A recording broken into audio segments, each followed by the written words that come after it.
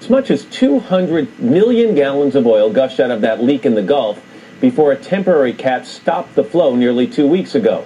Now crews are struggling to find the oil on the surface of the water. So where did it all go? NBC's Lisa Myers is in New Orleans this morning. Lisa, good morning to you.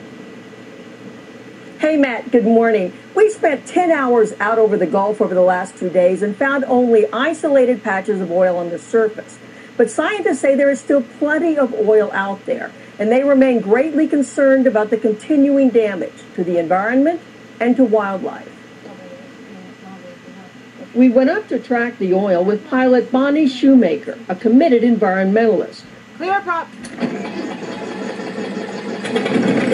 Who has been out over the oil almost daily since mid-May. And every day there's less and less to see. There once was thick oil as far as the eye could see. Now we find occasional blotches of orange.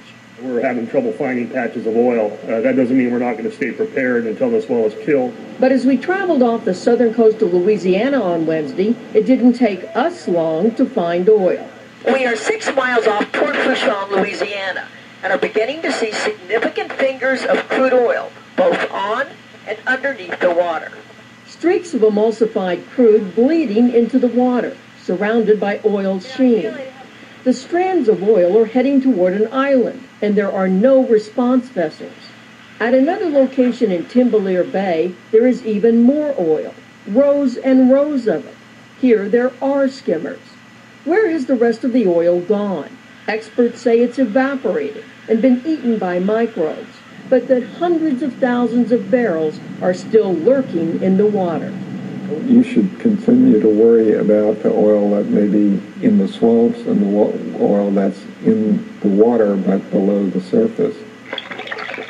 And experts say worry about how all that oil, mixed with an unprecedented 1.8 million gallons of dispersant, is impacting birds and marine animals. What have you observed about what's happening to wildlife? Well, I'm seeing much less of it, and I'm certainly seeing none of it where I would like to see it. More than 3,500 pelicans, sea turtles, and other wildlife have been found dead. On our journey, we saw some flocks of birds, but not as many as usual, even in their favorite nesting grounds.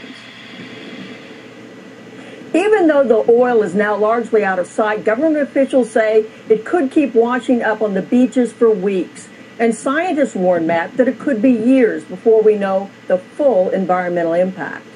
All right, Lisa, thank you very much. That's Lisa Myers in New Orleans for us this morning.